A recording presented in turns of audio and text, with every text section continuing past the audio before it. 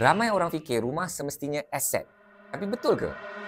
Hati-hati sebab kalau salah langkah, rumah boleh jadi raksasa penyedot duit yang buat kita makin miskin.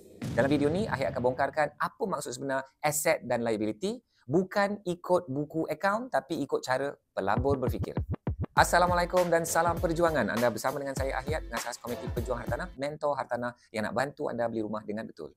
So, dalam dunia perakaunan, rumah memang dikira sebagai aset. Tapi sebagai pelabur, kita nak kena faham definisi yang lebih praktikal. Sama ada rumah itu masukkan duit dalam poket kita atau dia keluarkan duit dari poket kita. Ada seorang lelaki ni nama dia Robert Kiyosaki dan pada tahun 1990-an dia telah mencipta satu kontroversi. Dia kata apa? Dia kata rumah bukan aset.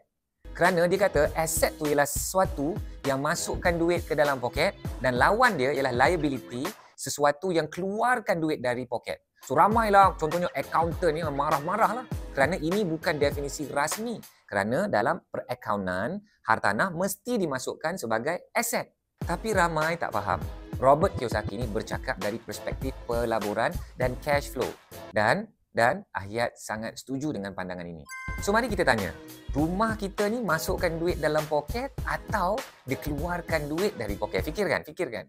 Kalau setiap bulan kita nak kena keluarkan duit, bayar installment, nak kena bayar maintenance, kena bayar cukai dan rumah tu tak bawa balik apa-apa keuntungan, maka rumah itu jadi liability. Dan bukan saja liability, Ayat sebut sebagai raksasa penyedot duit yang buat kita jadi lebih miskin dan boleh jadi rugi. Sebaliknya, kalau rumah tu boleh hasilkan pendapatan, sewa bulanan boleh cover installment, ada cash flow positif dan dia ada kenaikan nilai yang cantik, barulah rumah itu boleh dianggap sebagai aset yang sebenar untuk kita. Sebagai pelabur hartanah, inilah yang kita nak cari. Hartanah yang tambah nilai kepada hidup kita, yang tambah duit dalam poket kita, bukan kurangkan. So, ini soalan kontroversi. Macam mana pula dengan rumah yang kita duduk ni? Ramai akan kata, ini rumah aku sendiri, ini aset akulah, aset paling berharga. Okey, betul. Dari sudut emosi dan keselamatan keluarga tak dapat dinafikan.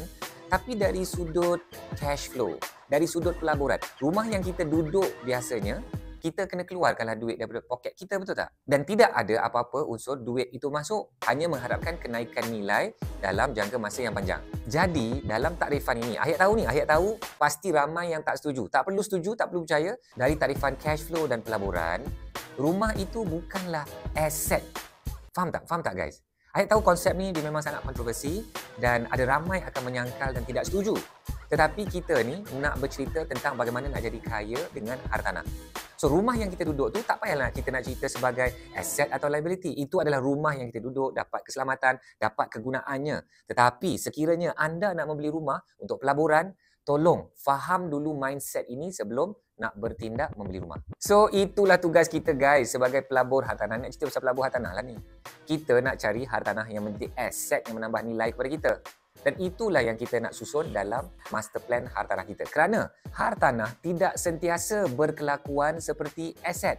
Hartanah juga boleh berkelakuan seperti raksasa penyedot duit. Kita tak nak raksasa penyedot duit tu. So dalam master plan hartanah kita, kita hanya nak susun aset-aset yang akan menjadikan kita lebih kaya, menjadikan kita lebih dekat menuju ke destinasi kejayaan kita. Dan selain daripada aset yang menambahkan nilai dalam hidup kita, kita tak nak masukkan dalam master plan hartanah. So bagi mereka yang nak belajar bagaimana nak design master plan hartanah untuk diri dan keluarga, anda boleh klik link dalam description. Program ni memang sangat-sangat bagus sekiranya anda ada dilema. Belum membeli hartanah, apa dilema dia? Saya tak tahu nak beli apa, nak beli kat mana.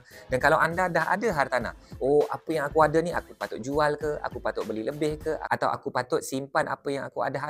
So, semua soalan-soalan ni akan terlerai, akan terjawab apabila anda ada kejelasan dengan master plan hartanah. So, Ahir tak sabar untuk jumpa anda dalam kelas master plan hartanah yang akan datang. Sehingga kita bertemu dalam video-video yang akan datang. Assalamualaikum warahmatullahi wabarakatuh. Selamat berjuang.